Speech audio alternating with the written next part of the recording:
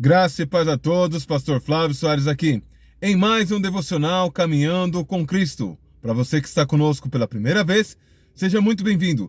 E você que já nos acompanha pelas mídias sociais, seja muito bem-vindo e traga mais um. No vídeo de hoje, nós vamos falar sobre a bênção que foi prometida a Abrão, o pai da fé. A importância de um devocional. Estudos comprovam que o contato diário com a palavra de Deus faz com que você se torne uma pessoa mais calma. Sendo assim, você é capacitado para controlar os seus impulsos e as suas emoções, vencendo vícios e comportamentos inadequados. Existem relatos que o contato diário com a palavra de Deus pode até mesmo trazer cura para o seu corpo físico e para a sua mente. Para que nós possamos compreender melhor o assunto de hoje, vamos de vídeo! Gênesis, capítulo 12, do verso 1 ao 3. Essa é a mensagem do Caminhando com Cristo para o dia de hoje. Ora, o Senhor disse a Abrão: sai da tua terra, da tua parentela e da casa de teu pai, para a terra que eu te mostrarei. Far-te-ei uma grande nação, e abençoar-te-ei, e engrandecerei o seu nome. Tu serás uma bênção. E abençoarei o que te abençoares, e amaldiçoarei os que te amaldiçoarem. Em ti serão benditas todas as famílias da terra. Essa primeira promessa que o Senhor fez a Abraão, ele tinha cerca de 75 anos.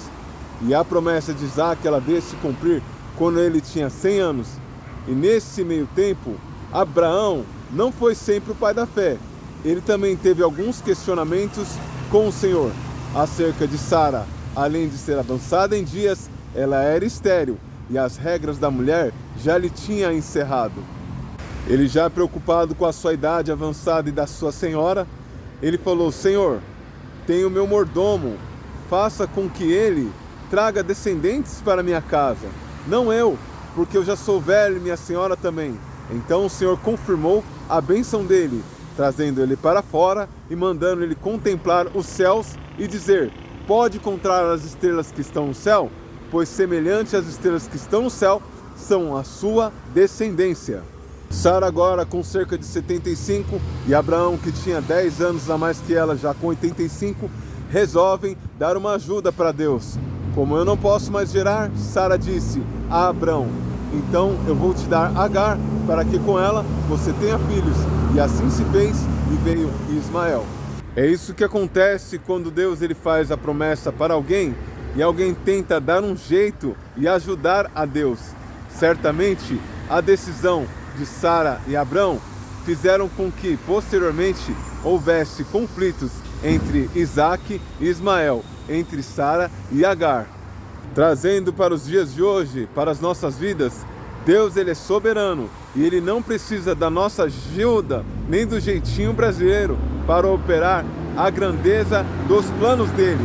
Se ele prometeu, pode demorar o tempo que for, ele vai cumprir, mas ele não vai chegar na minha hora e na sua, ele vai chegar na hora dele, porque a hora dele é boa, perfeita e agradável, a hora dele é perfeita. E se você tentar dar um jeitinho brasileiro e querer ajudar Deus, coisa que é impossível, certamente a bênção que era para vir muito bem mais rápido para ele, demorou muito mais tempo. A bênção que o Senhor tem para você, ele não precisa da sua ajuda para cumprir. E se você tentar com as suas mãos, vai demorar mais para chegar nas suas mãos. Eu tenho uma lista imensa de exemplos meus mesmo, de quando eu tentei de forma absurda, que não tem como ajudar Deus. Ele é soberano, ele faz do jeito dele, na hora dele, porque a hora dele é perfeita, é plena. Ele sabe presente, passado e futuro. E das vezes dessa inúmera lista que eu tenho, de chances que eu tinha de ser bem sucedido, eu tive meus planos frustrados, porque ao invés de eu esperar a orientação dele e o projeto dele estar dentro do centro da sua vontade, eu fiz da minha maneira, do meu jeito. E certamente durou até por um período as coisas que eu decidi e fiz, só que eles não foram duradouros. Nós, como seres humanos, temos o costume de fazer as coisas até determinado ponto, conforme a orientação do Senhor. Assim foi Abraão. Na primeira vez, lá em Gênesis 12, quando o Senhor chegou para ele e ordenou que ele saísse da sua tenda, da sua terra, do meio da sua parentela, da casa dos seus pais e fosse para um lugar que ele o levaria, uma terra que mana leite e mel, ele de prontidão obedeceu. Obedeceu, mas do jeito dele, porque a palavra diz que ele deveria sair da terra, do meio da parentela e da casa dos seus pais. Ele saiu da casa dos seus pais, mas levou o seu sobrinho Ló. Posteriormente, quando o Senhor começou a prosperar a vida de Abrão, que ainda não se chamava Abraão, porque ainda não tinha sido mudado a sua sorte, a bênção do Senhor era tão poderosa sobre a vida de Abrão, que ela se estendeu sobre a vida do seu sobrinho Ló. A mesma prosperidade que o Senhor tinha sobre ele, também tinha sobre a vida do seu sobrinho somente pelo o acompanhar. Mas chegado num determinado lugar, começou a haver intrigas, brigas entre os dois, entre os pastores de Abrão e os pastores de Ló, porque a terra não suportava mais o rebanho de ambos. Tamanha era a prosperidade por causa da bênção que estava sobre a vida de Abrão e alcançou seu sobrinho Ló também. Quando o Senhor ele dá uma ordem e ele dá algumas especificações, obedeça, porque existe um propósito muito plausível nas coisas que o Senhor manda.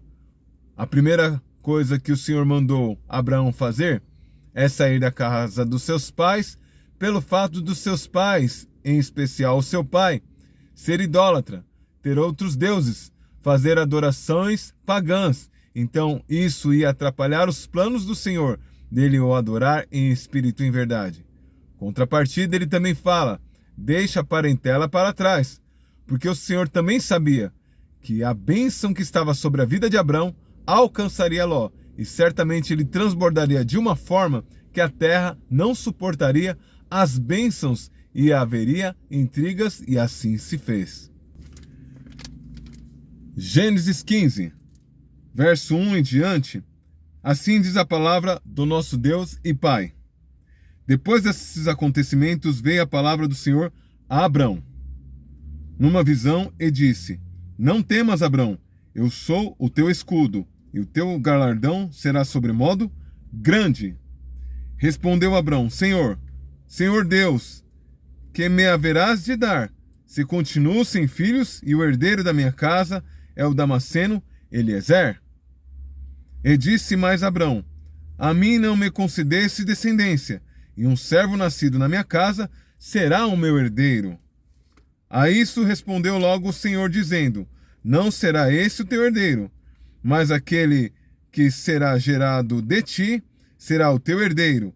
Então, conduzindo-o até fora, disse-lhe, olha para os céus e conta as estrelas, se é que podes. Ele disse, será assim a tua posteridade. E ele creu no Senhor, e isso lhe foi imputado para a justiça. Era muito comum, na época de Abrão, um casal que não tivesse filhos, ter filhos dos seus escravos. Não o caso de Agar. Agar foi algo específico. Foi uma ideia genial que Abrão e Sarai tiveram.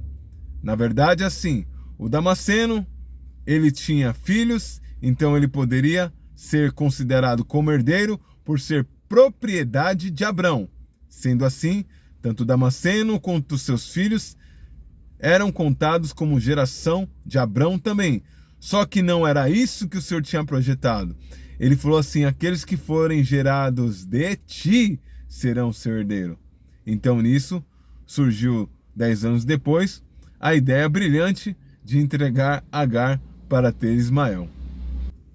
Passaram-se 25 anos. Depois de todo o conflito, depois de todos os erros e acertos de Abrão e Sara, então chegou o momento de Abrão e Sara carregarem Isaque, que seria de fato o filho da promessa, aquele que o Senhor daria à geração como as estrelas do céu, que seriam incontáveis. Já em Gênesis 12, 3, fica algo que eu gostaria de destacar nessa lição. Abençoar-te-ei quem te abençoares, e amaldiçoarei os que te amaldiçoares.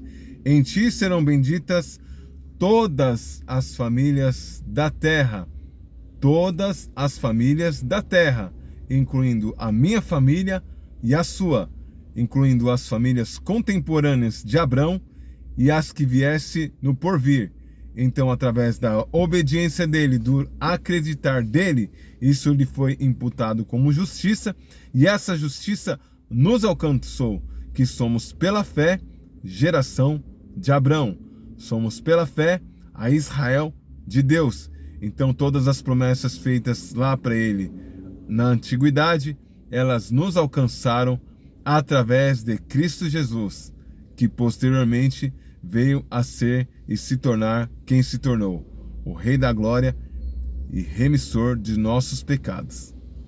Então, todas as vezes que você ler as Escrituras, seja a Antiga Aliança ou Nova Aliança, você vai saber que as bênçãos contidas nesse grande livro, elas são direcionadas para mim e para você e todos aqueles que vierem a crer posteriormente, depois de nós, seja através da nossa pregação, seja através do contato que ela vai ter pessoalmente com a Bíblia, seja como for, o Espírito Santo há de conduzir essa pessoa, e ela será salva, e ela será alcançada por essas mesmas bênçãos que iniciou lá com o nosso patriarca da fé, Abraão.